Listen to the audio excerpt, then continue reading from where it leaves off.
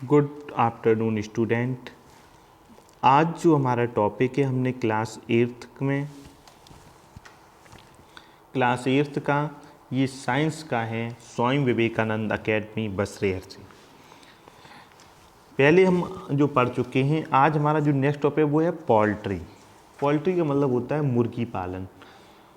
इससे पहले हम डेयरी फार्मिंग के बारे में पढ़ चुके हैं, पेस्टिसाइड के बारे में पढ़ चुके हैं, क्रॉप इम्प्रूवमेंट के बारे में पढ़ चुके हैं, harvesting and storage of crops पढ़ चुके हैं। अब जो हमारा नेक्स्ट इसी में है वो है पोल्ट्री, मुर्गी पालन। The practice of keeping and breeding chicken and others.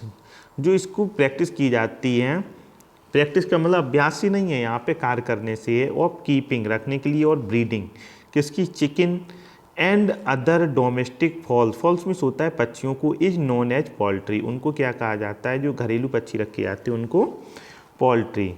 Other birds commonly breed are geese, turkey and ducks. और इसमें अदर बर्ड्स भी रखे जाते हैं, जैसे कॉमनली आपका ब्रीड के लिए इसमें गेज गूज होता है, या इसका जो प्लूरल है वो है गेज, टर्की एंड डक्स, ये बतख वगैरह रखी जाती हैं। Feed of poultry chicken. The commonly poultry feeds are grains. इनको कॉमनली क्या, कॉमन जो पोल्ट्री होती है उनमें फीड्स में क्या खिलाया जाता है, ग्रेन्स अनाज, and wet mixtures on meats. और उनको गीला मिक्सचर बना के दिया जाता है। These birds need hard grit और स्टोन्स। इन जो ये पक्षी होती है इनको क्या ज़रूरत होती है, हार्ड ग्रिट मीन्स होती है जो हो कंकड़ी वगैरह होती है, और स्टोन्स पत्थर, इन देयर फूड और इनके भोजन में, विच इज़ यूज्ड, ये इसका यूज किस में करते हैं, फॉर ग्राइंडिंग फूड को पीसने में। Calcium carbonate present in some grits. Calcium carbonate में क्या होता है, कुछ ग्रिट्स होते, कंकड़ी होती, और दी फीड फ्रॉम एग्स, और एग्स सेल, जो एग की सेल्स होती है ऊपर वो क्या होती है, वो भी कैल्शियम कार्बोनेट की ही होती है। Hens need a lot of water. Hens को जो मुर्गी होती है उसको क्या है कि अधिक पानी की आवश्यकता पड़ेगी। If they do not have enough water, यदि आप उसको पर्याप्त मात्रा में वाटर नहीं दोगे, दे ले लेसर नंबर ऑफ एग्स, वह क्या करेगी, इससे वह उसकी जो अंडे देने की क्षमता है वह कम हो जाएगी, मतलब उतनी मात्रा में अंडे आपको नहीं प्रोवाइड कराएगी। नेक्स्ट आता है laying of eggs. Hens begin laying eggs at the age of 6 month. जो अंडे देती है जो hens eggs at the age of 6 month, कितने, 6 महीने बाद से। An egg laying bird is called broody hen. जो अंडे देती है उसको क्या कहते हैं, broody hen. Rhode Island Red, black Minorca and HH260 are high egg yielding breeds of hen. ये मुर्गियों की जो प्रजाति है उसके बारे में बताया गया है। ये किस्म की आप मुर्गियां लेंगे तो ये कैसी हैं, ये अधिक मात्रा में अंडे देने वाली हैं। HH260 is name so because it can be up to 260 eggs in 12 months. तो इसका मतलब है कि जो HH260 प्रजाति की जो मुर्गी है वो एक साल में 12 महीनों में 260 अंडे देती है। कितने, 260। The egg shell is made for of calcium carbonate. अभी आपको बताया था जो एग की सेल होती है वो किसकी बनी हुई होती है, कैल्शियम कार्बोनेट की। The shells in is a white protein called albumin. जो इसमें सेल में जो वाइट प्रोटीन होता है उसको क्या कहते हैं, albumin. In the centre of the albumin is a yellow protein called yolk. आपने देखा हो जब आप उसके आसपास, जैसे आपने यॉक क्या होता है, जब आप उबला हुआ अंडा कभी लेना उसको आप काटना, जो अंदर पीला पीला भाग निकलता है उसको क्या कहते हैं, यॉक, बायो एल के। लेकिन जब आप इसमें के आसपास जो वाइट आप देखते हैं वो क्या है, एल्बुमिन। नेक्स्ट आता है टेस्ट ऑफ एग्स। अब एग्स को हम टेस्ट करेंगे कैसे, the quality of an eggs can be tested in the following way. उसकी क्वालिटी को हम कैसे परखेंगे, फर्स्ट है सीधा एग, हम एग को लेंगे against any source of light. See the egg against any source of light, और वहाँ पर क्या नहीं होगा, सोर्स ऑफ लाइट का। द इनर मटेरियल में मूव टू वन साइड, जो उसका अंदर का जो मटेरियल है मे मूव, वो क्या करेगा, एक साइड को मूव करेगा। एंड मे एपियर ट्रांसपेरेंट, और वो आपको कैसा दिखाई देगा, ट्रांसपेरेंट मतलब पारदर्शी। If so it is an infertile egg, ये कैसा है, इनफर्टाइल एग है। कैसा है, infertile egg. On the other hand, दूसरे शब्दों में कहा जाए तो, if in the egg has dark round body, कैसी होगी, डार्क राउंड बॉडी होगी। इन सेंटर, कैसी, सेंटर में। It is a fertilised egg, इससे क्या होगा, ये फर्टिलाइज्ड एग होगा, इससे चूजा निकलेगा। नंबर सेकंड है, put the egg in warm water, egg को क्या कीजिए, वार्म वाटर में रखिए। It is floats, it is spoiled egg, अगर ये फ्लोट कर रहा है तो ये स्पॉइल्ड बेकार है, अच्छा नहीं है।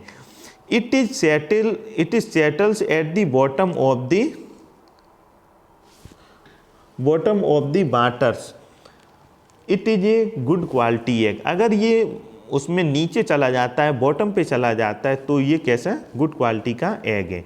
Disease in poultry birds, the germs of cholera, chicken pox etcetera infects the poultry birds roundworm, causes disease of the digestive tract, ticks and mites also affect the birds. इसमें बताया द जर्म्स ऑफ कोलेरा, जो cholera है, chicken pox है, infect the poultry birds, ये किसको करते हैं infect, poultry birds को। Roundworm causes disease of the digestive tract, जो राउंड बार्म डिसीज है वो किस कारण से होती है, जो पाचन क्रिया की वजह से। Ticks and mites also affect the birds, और ये टिक्स और माइट्स हैं, ये भी अफेक्ट क्या करती हैं, किसको, बर्ड्स को। नेक्स्ट आता है फिशरीज।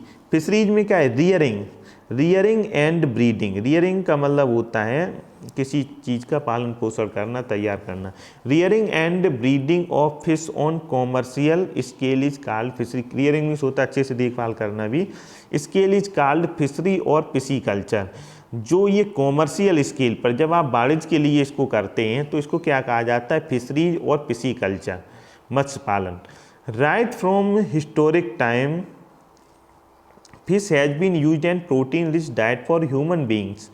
ये बताया जा रहा है, इसमें हिस्टोरिक टाइम से, ऐतिहासिक काल से ही फिश का जो यूज किया जा रहा है, किसके लिए, ये प्रोटीन रिच डाइट, मतलब इसमें प्रोटीन की अधिक मात्रा होती है फॉर ह्यूमन बींग्स, मानव जाति के लिए। Particularly those living coastal areas, जो लोग कहाँ पर रहते हैं, कोस्टल एरियाज में इन इंडिया, जो भारत के जो कोस्टल एरिया में, तो पर्टिकुलरली इसका यूज़ करते हैं। आप बंगाल में जाइए, केरल में जाइए, तमिलनाडु में जाइए, आंध्रा में जाइए, तेलंगाना में जाइए, वेस्ट बंगाल में जाइए, यहाँ पे आपको क्या दिखता है, यहाँ पे आपको खाने में मछली अवश्य शामिल होती है। फिर आगे हम देखते हैं, in India fish is evidently available from sea, rivers, lake and ponds. जो भारत में क्या है, फिश इज एविडेंटली प्रचुर मात्रा में है, अवेलेबल है, फ्रॉम सी, कहाँ पर, समुद्र में है, आपकी रिवर्स में, नदियों में, लेक्स में है, झीलों में, एंड पॉन्ड्स और तालाबों में है। नेक्स्ट है important edible fish of India. Important जो कुछ महत्वपूर्ण जो फिश हैं उनको हम देखेंगे। On the basis of habitat, किसके, आवास के आधार पर। Fish are mainly divided into 2 category, इनको 2 भागों में बांटा जाता है। Marine fish, sea fish and fresh water fish. एक होती है समुद्री मछली और एक होती है आपकी फ्रेश वाटर की जो मछलियां हैं वो। Marine fish include Bombay duck.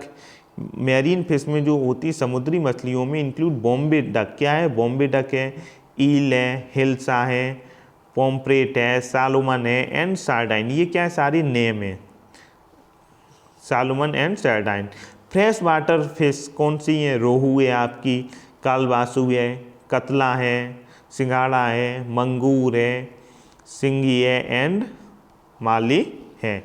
ये क्या है, फ्रेश वाटर में जैसे आपके आसपास जो गाँव में, नदियों में, नहरों में, तालाबों में, झीलों में, ये कैसी, ये फ्रेश वाटर है, जो समुद्र से मिलती हैं उनको हम क्या कहते हैं, मैरीन फिश।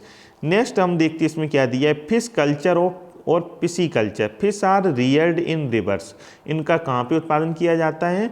इन रिवर्स में, लेक्स में, कैनाल्स और specially designed ponds called breeding ponds. यहाँ पे कुछ लोग क्या करते हैं, एक कृत्रिम तालाब एक तालाब का निर्माण करते हैं, खासतौर से किसके लिए? ब्रीडिंग के लिए। In fresh water fisheries fish eggs called as seeds, जो इन फ्रेश वाटर जो फिशरीज होती हैं, जो फिश एग होते हैं, उनको क्या कहा जाता है? Fish seed. Are put in nurseries, उनको कहाँ पे क्या किया जाता है? नर्सरीज में। Nursery,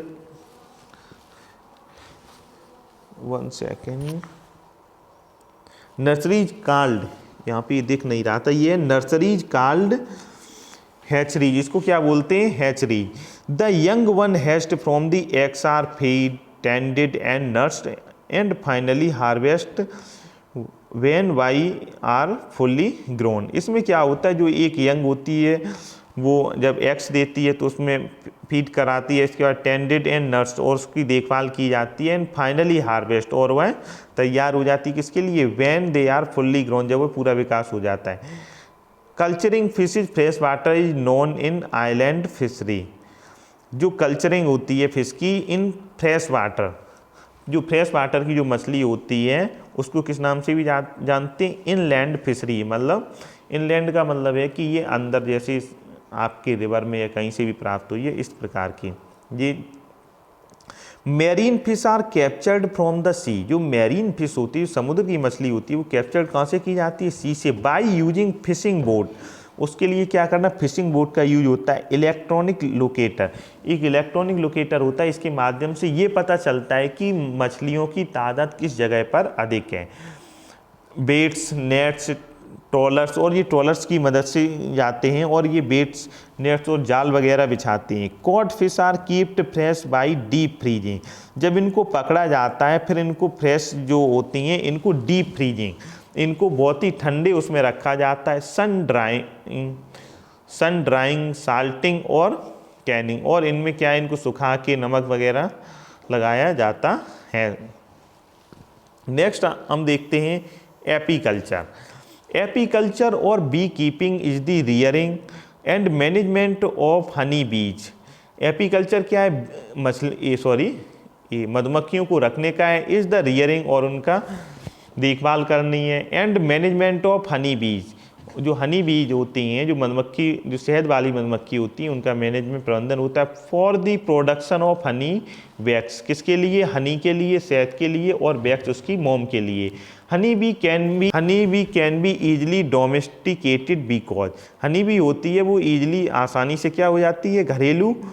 because of its amiable nature, जो इसका नेचर होता है वो कैसा होता है? मित्रता, मिलनसार। इसलिए लाइक ऑल अदर इंसेक्ट्स, जो अन्य कीड़े मकोड़े होते हैं उनसे, इट 2 पेयर्स ऑफ विंग्स, इसके 2 जोड़े क्या होते हैं? विंग्स होते हैं, पंख होते हैं। एंड 3 पेयर्स ऑफ लेग, और इसके 6 लेग होते हैं। 3 पेयर का मतलब क्या हुआ? 6 legs. It is A social insect, ये कैसा है? सामाजिक कीड़ा है। एंड हनी बीज live in the nest called और फॉर कॉम्ब, तो जो ये रहता है नेस्ट में उसको क्या कहते हैं? Comb. These beehives are seen hanging from the branches, जो आप इनके छत्ते को देखेंगे वो कहाँ पर आपको दिखेंगे? ब्रांचेस पर। डेजर्ट बिल्डिंग, कहीं डेजर्टेड बिल्डिंग हुई वहाँ पर। एंड ओवरहेड वाटर टैंक, जो आपने ऊपर बड़ी बड़ी टंकी पानी की देखी है उन पर आपको दिख जाते हैं। Honey bees are also reared in boxes called apiaries, जो इनकी एक तरीके से जैसे खेती होती है ऐसे ही इनका क्या है? शहद के लिए हनी बीज आल्सो रियर्ड, इनकी देखभाल की जाती इन बॉक्सेस, बॉक्सों में बॉक्स बनाए जाते हैं। इज कॉल्ड एपियरीज, इसको क्या कहा जाता है? Apiaries. Bee makes hive on farmer provide in the box, activities of the bees are restricted to the box, जो बी होती है मेक हाइव्स, जो अपना छत्ता बनाती है, on farmers provided in the box, जो फार्मर उनको प्रोवाइड बक्सा कराते उसमें। Activities of the bees are restricted to the box, तो उनकी जो एक्टिविटीज़ होती है बीज की वो रेस्ट्रिक्टेड होती है टू द बॉक्स, उसके आसपास।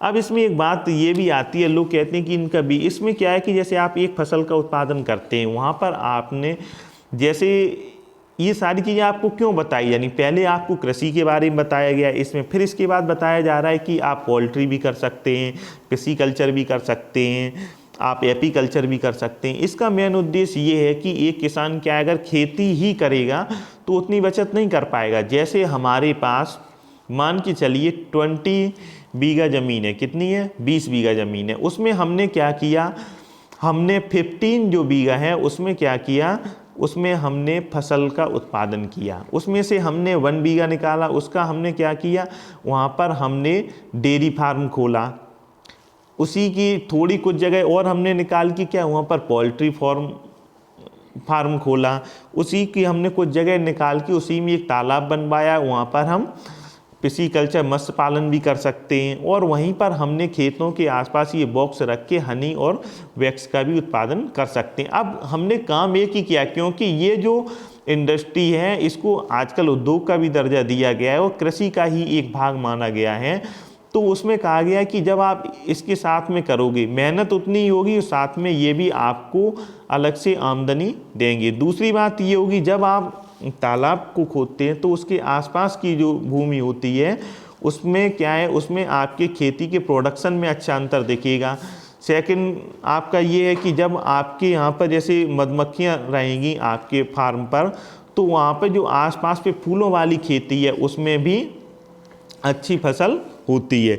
ये कई कारण हैं, इसीलिए आप देख रहे हैं कि आपको एग्रीकल्चर से स्टार्ट करते हुए आपको डेयरी फार्म के बारे में, आपको एपीकल्चर के बारे में, आपको पिसीकल्चर के बारे में, कई चीज़ों के बारे में बताया गया है। लाइफ साइकिल ऑफ हनी बीज ये हम आगे नेक्स्ट पढ़ेंगे। इतना आपको कंप्लीट 2 टाइम्स इसको सुनना है और रीड भी करना है। Thank you.